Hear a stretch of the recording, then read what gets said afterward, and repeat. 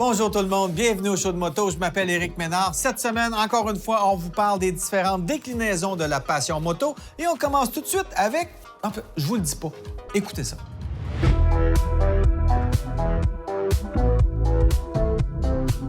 Conduire des nouvelles motos, c'est sûrement l'un des aspects le plus beau du métier de journaliste moto. Moi, en tout cas, c'est ce que je préfère. Même après 15 ans, je suis pas tanné d'en essayer. Et en particulier, j'aime bien revoir des modèles que j'avais déjà essayés et surtout ceux qui m'avaient vraiment charmé. C'est le cas de cette nouvelle Super Duke GT de KTM, une moto que j'ai eu la chance d'essayer au lancement en 2017 à Majorque et j'avais été flabbergasté par le niveau de performance de cette moto-là.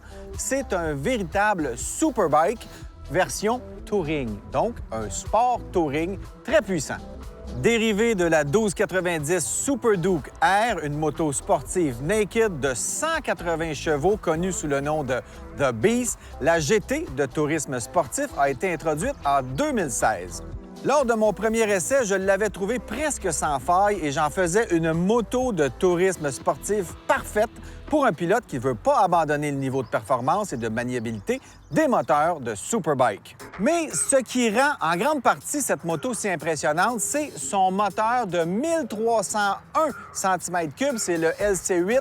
C'est un moteur puissant qui a vraiment un beau grondement. Par contre, c'est pas un moteur qu'on ne peut pas contrôler. Cette moto-là est bardée d'électronique qui permet de faire de nous de meilleurs pilotes qu'on l'est réellement et ça permet d'avoir beaucoup de plaisir à son guidon. Parlant d'électronique, voici ce que ça donne.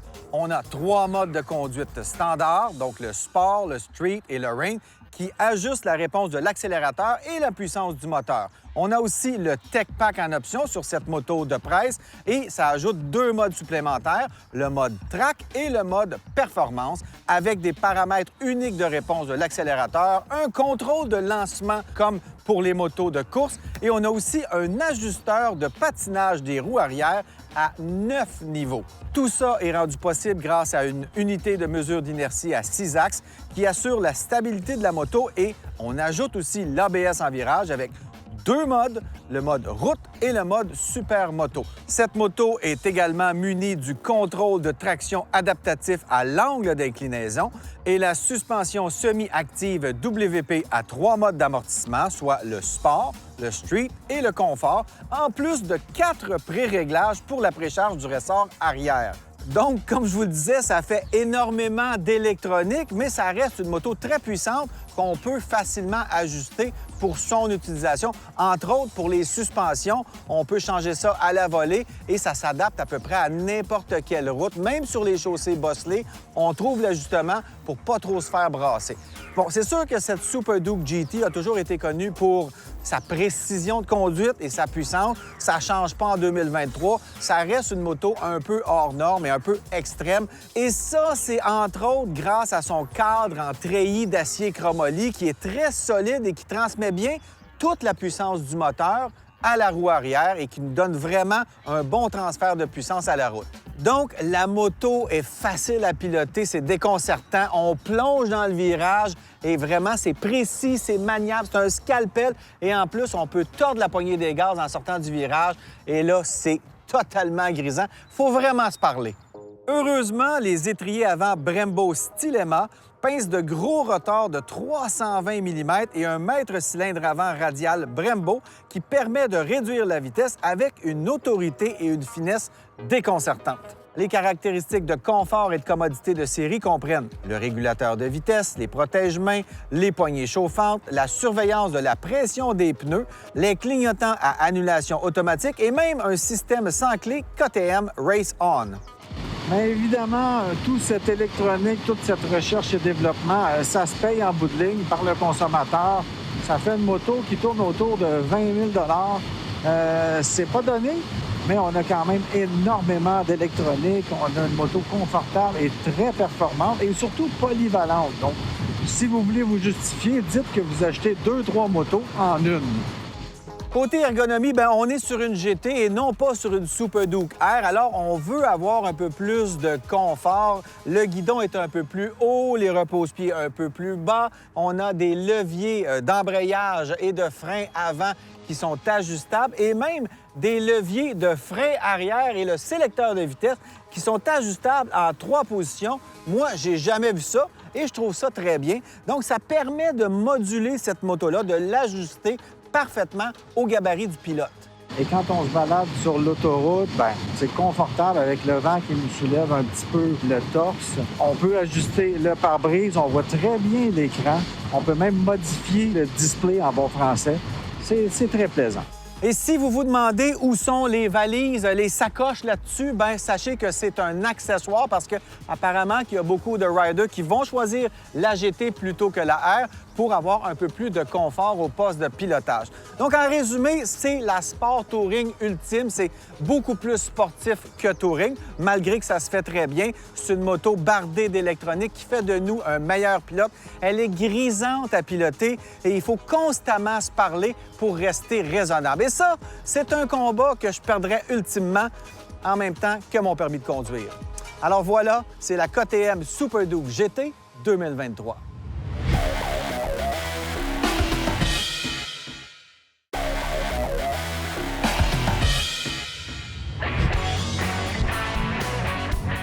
Par cette belle journée ensoleillée au Québec et 35 degrés Celsius, je peux vous présenter la Suzuki V-Strom 800 DE. Donc oui, vous avez bien entendu, une 800 V-Strom. On se rappelle qu'on a des 650, des 1050 dans les V-Strom, mais celle-ci, c'est la toute nouvelle 800 avec le moteur de 776 cc et on a gardé le look de la fameuse Dr. Big que Suzuki a présenté dans les années 80 pour faire le fameux Paris-Dakar. Alors, qu'est-ce que ça donne tout ça? Voici mes impressions. Sur chaussée bosselée, l'amortissement est quand même pas mal. On a tellement des mauvaises routes que ça prend de plus en plus des motos utilitaires sport, des MUS ou des double usages si vous préférez. Et cette Suzuki V-Strom, bien, ça nous donne une petite chance, ça donne un petit peu plus de confort. Ce moteur a une manivelle de 270 degrés, ce qui lui donne des caractéristiques de puissance similaires au V-Twin à 90 degrés des V-Strom 650 et 1050. La puissance revendiquée est de 83 chevaux à 8500 tours et elle offre un petit 57,5 livres-pieds de couple à 6800 tours. Donc, on est dans les mêmes paramètres qu'avant, mais avec un moteur de 800 cc. Mais bref, ça donne un moteur qui est plaisant à conduire et qu'on va garder en milieu de gamme. On a un beau petit couple en bas de la gamme, mais ça ne sert à rien de le pousser ces derniers retranchements vers la ligne rouge parce qu'il n'y a plus de puissance là. C'est plaisant d'être capable de changer les modes moteur à la volée. Il suffit de lâcher la poignée des gaz une seconde et là, on peut actionner le changement de cartographie du moteur. Tout ça en roulant. Évidemment, c'est un look qui vous plaît ou qui vous plaît pas. Ça dépend des goûts. Nous, au show de moto, vous savez, on aime les motos aventurières. Mais moi, ce que j'aime particulièrement, c'est que ce jaune-là est visible, d'après moi, jusque sa lune. La réponse du moteur est sélectionnée via le commutateur monté sur le guidon gauche avec un choix de 3 modes d'accélération.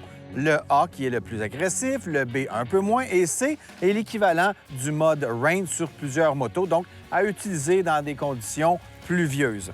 Il existe 3 niveaux d'intervention de contrôle de traction sur la route, plus un mode G pour gravier qu'on utilise en route et c'est même possible de complètement désactiver le contrôle de la traction. Au niveau de l'ergonomie, c'est standard. On a un beau poste de pilotage avec un écran en pleine face très clair. Les graphiques sont beaux. On a un bon guidon quand même assez large. Au niveau du pare-brise, bien, en fait, c'est pas un pare-brise, c'est plus un saut de vent. Il est tout petit, mais ça fait quand même le travail pour dégager un peu le vent de la poitrine. Mais il faut malheureusement dévisser et l'ajuster et le revisser en place plutôt qu'avoir juste une petite manivelle pour le monter ou le descendre on the fly, comme disent les Américains. Un autre point qui est vraiment intéressant sur cette V-Strom, c'est qu'elle vient de série avec le Quick Shifter. Donc, si on roule toute la journée, on peut juste jouer dans la boîte de vitesse sans toucher au levier d'embrayage. C'est pratique. C'est pas le plus fluide des Quick Shifters que j'ai jamais vu, mais c'est quand même bien. La mousse du siège est parfaite et après 2 jours de conduite, j'étais quand même très confortable. En plus, cette selle est placée à 33,7 pouces du sol, ce qui est parfait pour la plupart des riders. Sinon, au niveau des performances routières, à proprement dire, ça va très bien. Le moteur performe bien. On ne s'ennuie pas vraiment du moteur en V du V-Strom. Avec ce petit moulin-là, ça va très bien. Moi, je le préfère comme il est installé sur la GSX 8S de Suzuki. J'aime mieux la cartographie. Je trouve que ça tire un petit peu plus. Ici, on le sent parfois un petit peu endormi. Et il y a surtout pas mal de vibrations qui sont transmises au repose-pied et un peu au guidon. Sinon, écoute, la position de conduite est bonne, on a des belles reprises moteurs. C'est une moto qui donne quand même confiance et qui est confortable. Cette moto n'a pas de cruise control, malheureusement, ou de régulateur de vitesse, devrais-je dire en bon français. Pour ce qui est de la partie cycle, bien, on a une belle roue avant de 21 pouces qui va vous aider à franchir des obstacles. Et on a une fourche inversée Showa complètement ajustable qui offre 8,75 pouces de débattement. La moto elle-même a une garde au sol de près de 9 pouces, donc ça va vous aider en conduite hors route. Et à l'arrière, on a une roue de 19 pouces avec une suspension ajustable. Alors, on a une 800 qui vient se glisser entre la 650 et la 1050, mais j'ai comme l'impression que Suzuki ne va pas garder à la fois une 650, une 800 et une 1050 sur le marché. On a créé cette 800-là pour compétitionner avec ce qui est dans l'air du temps chez les autres fabricants. Donc, l'avenir nous le dira et c'est certainement des questions qu'on va se poser autour du feu après une belle journée de moto-aventure. Alors voilà, c'est la Suzuki V-Strom 800 DE 2023. Le temps d'une courte pause et c'est le temps pour vous aussi d'aller sur notre page Facebook, liker notre page Le Show de Moto et si vous avez des questions ou des commentaires sur l'émission, on adore vous lire. Alors voilà, vous avez ça à faire et on se revoit après la pause.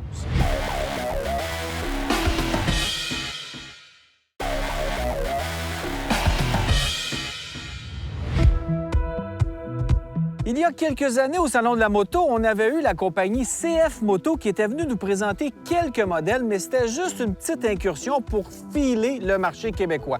Mais cette année, ils sont revenus en force sur le marché nord-américain avec près de 10 modèles à nous présenter pour nous, les pilotes québécois. Ce qu'on vous présente aujourd'hui au Show de moto, c'est la 300 SS de CF Moto, qui est la moto la plus vendue dans le monde pour cette compagnie chinoise. C'est vraiment une moto qui va permettre aux gens qui débutent en moto de ne pas se faire peur. C'est pas trop puissant. C'est zéro intimidant. Une petite sportive maniable, légère et évidemment abordable. C'est un des piliers du marketing de CF Moto, d'avoir une proposition de valeur pour leur moto. Alors, on parle de moto entre 5 et 6 000 selon les options et c'est un peu moins cher si on la compare à la CBR 300R ou la R3 qui sont quand même un peu plus puissantes que cette petite 300 SS.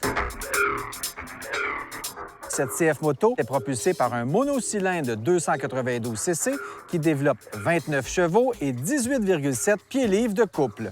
La selle est placée à 30,7 pouces du sol et un réservoir de carburant de 12 litres est monté sur cette bécane. Le cadre est en treillis d'acier et la 300 SS est équipée d'une fourche inversée et d'un seul amortisseur arrière avec réglage de la précharge à 5 positions. Le moteur est doux et facile à amadouer et les lignes de la carrosserie sont bien faites. En fait, c'est ce qui m'a frappé, entre autres les petites bandes colorées sur les roues qui ajoutent de la personnalité et les bouches d'aération façon Panigale de Ducati qui sont sur le siège du passager et qui lui donnent un petit je ne sais quoi de sportif. En fait, la finition de cette CF Moto n'a rien à envier à des modèles plus dispendieux. Le guidon de type clip-on offre une position sportive pour attaquer les virages et les accents de fibre de carbone sur le réservoir de carburant et sur les côtés sont une belle touche. En fait, c'est plein de petits détails qui m'ont étonné pour une moto de ce prix-là. C'est vraiment une belle finition. Et bon, c'est une 300, 29 chevaux, c'est rien d'intimidant. Regardez comment c'est facile de la lever de la béquille. Les gens qui ont beaucoup d'expérience vont peut-être trouver ça un petit peu trop facile, mais pour les gens qui débutent, les gens qui sont pas très grands, qui sont peut-être pas très forts, qui veulent pas une grosse moto, bien ça, c'est tout petit, c'est facile, c'est court, mais pas trop. Le seul point un petit peu plus difficile peut-être à gérer, c'est la position sportive qui est quand même taxante un peu pour le bas du dos, de sorte que si on fait une longue randonnée, ça se peut que, ça dépend de votre âge, mais ça se peut qu'après un bout de temps, vous soyez fatigué et vous auriez besoin d'une pause. Mais sinon, franchement, elle a un beau look, elle attire l'œil, on le voit avec les gens qui marchent autour. C'est vraiment une moto plaisante à conduire, une petite moto pour s'amuser, pour aller manger de la courbe la fin de semaine. Évidemment, si on veut des grosses accélérations, il faut tirer le jus de chacun des rapports. Mais ça aussi, c'est un bon élément pour s'habituer à la moto, à bien faire ses changements de vitesse au moment approprié. Bien évidemment, aussitôt qu'on va avoir un peu d'expérience, on va rechercher une moto plus puissante. Mais pour débuter, parfait.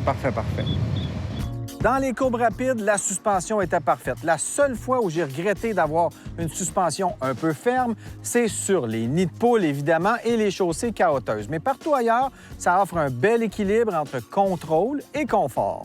Elle est équipée d'un éclairage d'aile complet, de 2 modes de conduite, de la connectivité Bluetooth, de l'ABS et d'autres fonctionnalités bien pensées. Un petit point à te réveiller, c'est l'affichage TFT qui est facile à lire tant qu'il n'y a pas plein soleil. L'écran se connecte également à l'application CF Moto Ride pour la navigation et la lecture de musique.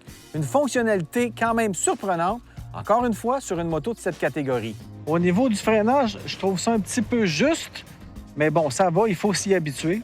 C'est une petite moto, donc on a un seul disque à l'avant avec un étrier 4 pistons, 292 mm, un autre disque à l'arrière de 220 mm. Donc, c'est un freinage adéquat, mais quand même, si on arrive rapidement dans une courbe ou en freinage d'urgence, il faut quand même bien maîtriser le freinage. C'est une moto qui nous donne l'impression d'aller vite, même si on ne va pas vite. Donc ça, c'est plaisant aussi. Ça donne aux gens qui débutent un bon feeling moto. Hein? On veut avoir la tête dans le vent, on veut se sentir libre. Bien, là-dessus, c'est le cas. Donc, en résumé, cette petite CF Moto 300 SS, c'est pour qui? Bien, je le disais tantôt, les gens qui commencent en moto. Si on la compare aux autres motos de la même catégorie, elle est moins dispendieuse, mais aussi moins puissante. Vous avez une moto de type sportive qui est possible d'immatriculer pour un prix dérisoire parce qu'on est en bas de 400 cc. Alors voilà, moi, j'ai trouvé que c'est une belle offre, c'est intéressant et c'est le fun de voir un nouveau fabricant qui arrive pour challenger tous les autres qui sont en place déjà. Alors voilà, ça s'appelle la CF Moto 300 SS et c'est ici, au Show de moto, que vous l'avez vu.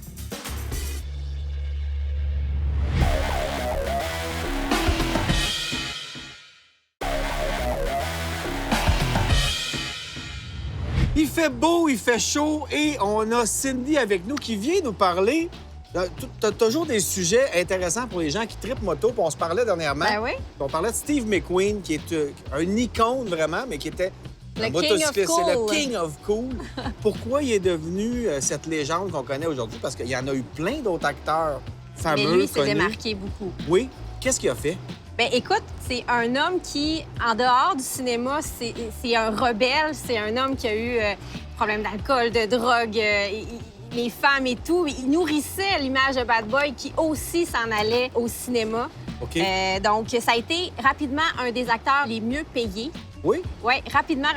Et ce qu'il faisait, qui était différent, c'est qu'il faisait lui-même ses cascades moto. Oui, c'est ça. Puis c'était vraiment un bon rider. Là. Il y avait des Oui. motos, il tripait moto. C'est pas lui qui a sauté la clôture là, dans son film. Dans The La Great Grande Escape? Évasion? La Grande Évasion, Non, c'est ça? c'est à peu près la seule cascade qu'il n'a pas fait lui-même. OK. C'est Bulk Ekins, un cascadeur qui l'a fait, un de ses amis aussi avec qui il fait de la moto, OK. qui l'a fait pour 1 000 et What? qui l'a eu du premier coup. C'était un saut de 20 mètres, là, super impressionnant. Pour C'était 1 fait 000 Pour 1 000 My God. Ils ont comme rendu une Triomphe qui ressemblait un peu aux motos allemandes de ce temps-là, qui étaient des BMW, parce qu'elle était beaucoup plus légère Des qu'une BM. Oui, OK. justement.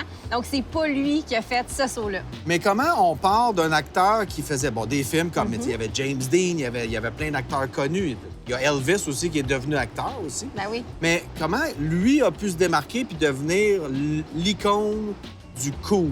Puis encore aujourd'hui, là, il y a des gens qui ont des posters de Steve McQueen chez eux. Bien, il s'impliquait beaucoup dans les films. Justement, on parlait de La Grande Évasion. Au début, c'était supposé être une scène en train. Lui, il a décidé de la changer pour une scène moto.